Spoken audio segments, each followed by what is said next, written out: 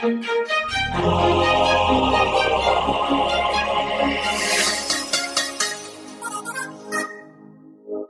con Raymond Fisman de la Universidad de Boston. Raymond, welcome to Mexico. Welcome to this seminar.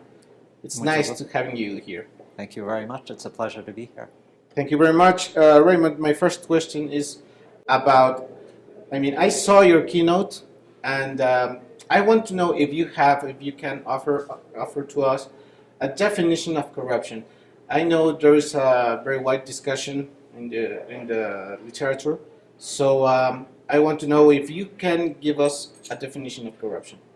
So I think people have often defined corruption in one of several ways where most of the time they all line up with the same set of behaviors. So in general, we define corruption as the illegal use, that is, you're breaking the law, of public office, that is, there's a government official involved, for private gain, that is, the public official benefits in some way.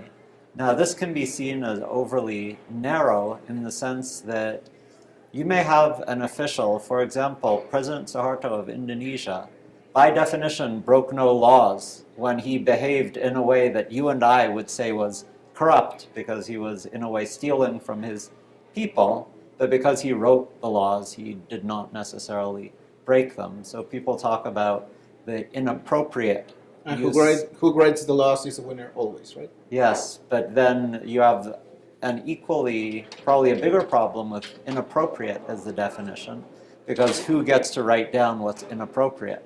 So one person's inappropriate is another person's acceptable use.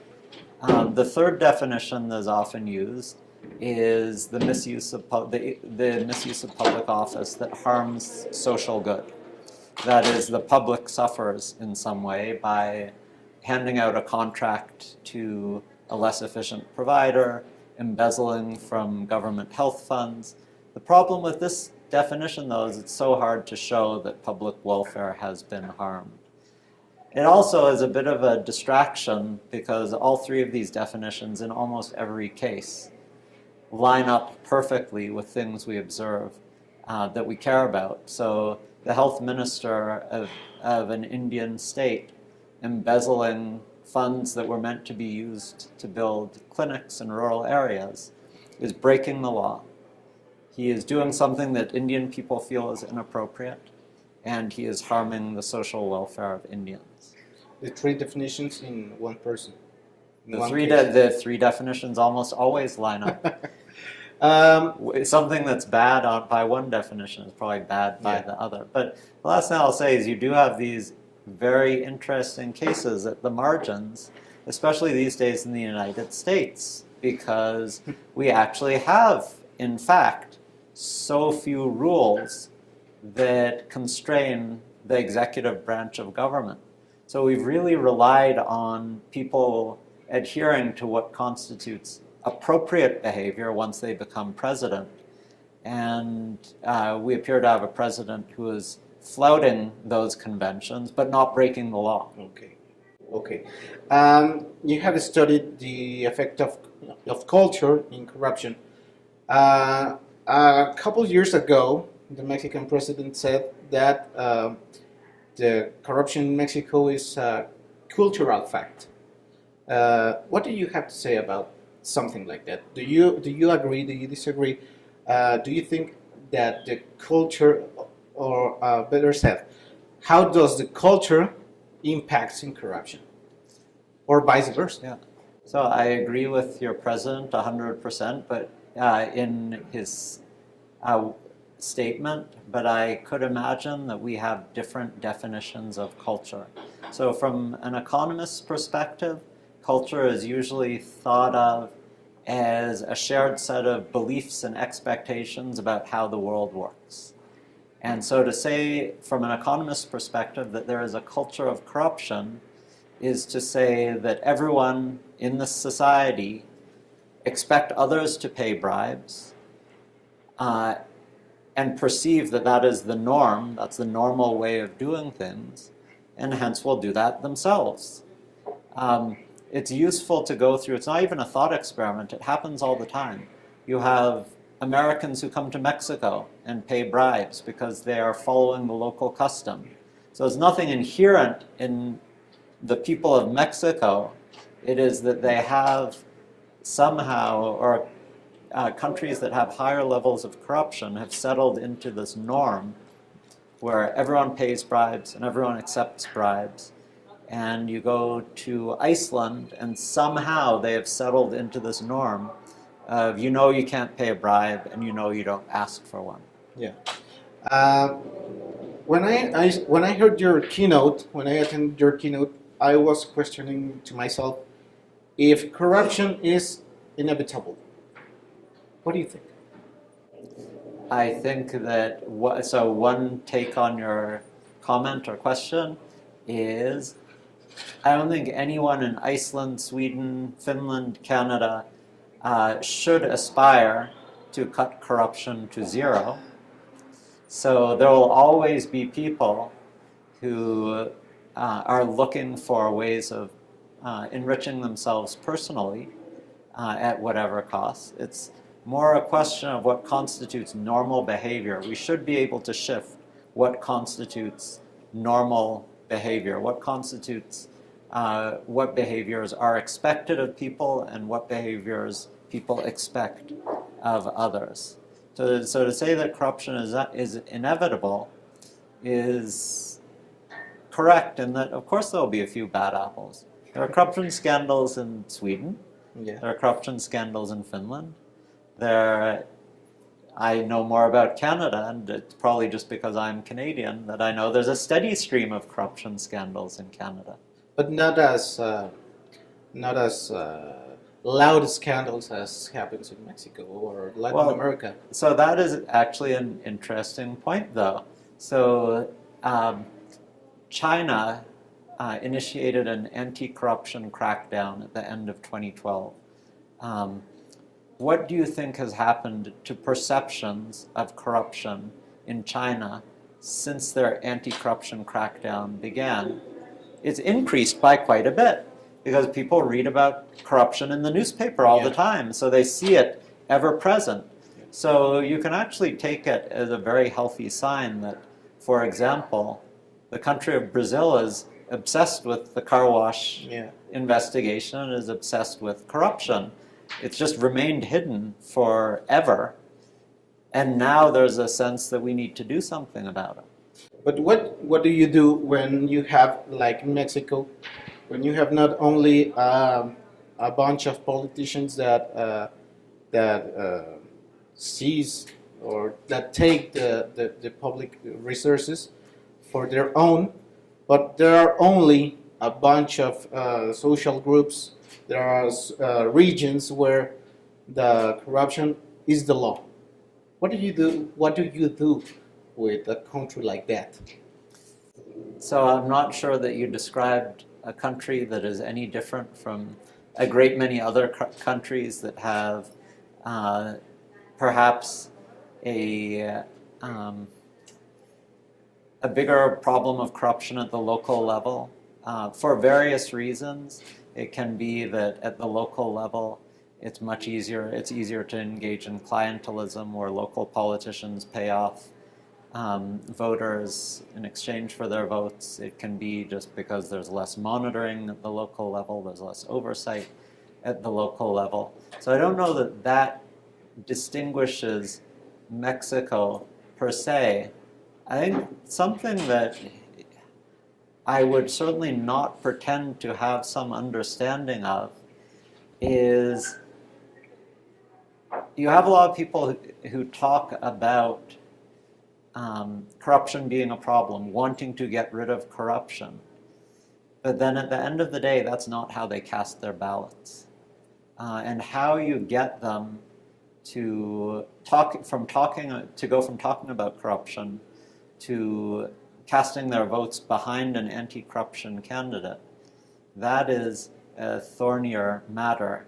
I actually would like to describe a neat study that was done, I can't remember where in Mexico. It was what's called a randomized control trial, a research method where you have different municipalities that are selected based solely on the basis of a coin flip. So they're identical. You have no reason to think they're any different from one another. It's just that one gets sorted into this bucket because the coin came up heads. The other gets sorted into this bucket because it came up tails. In one of these groups, let's say the groups where tails came up when the coin was flipped, they provided to voters information on the poor performance of incumbent politicians.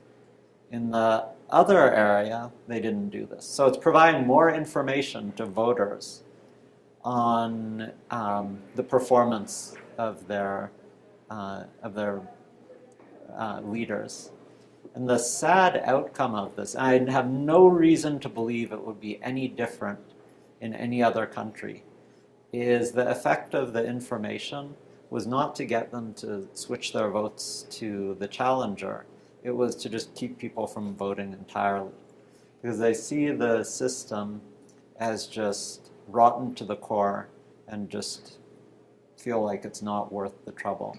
So that's a pretty dispiriting message. Overcoming this is not something that I, as an economist, am well positioned to comment on. You need a visionary leader. That's partly why I choose to talk about Mokus so often. The people of Bogota could easily have just thrown up their hands in dismay, but he got them to take action. And what it is that allows someone to know what will resonate with their people, that's not something that I learned in school. Finally, Raymond, so if we can't finish, if we can't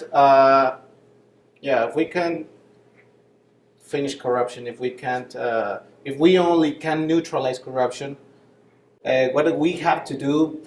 The citizens, what do we have to do from public power to neutralize corruption, to control corruption, if we can't finish corruption?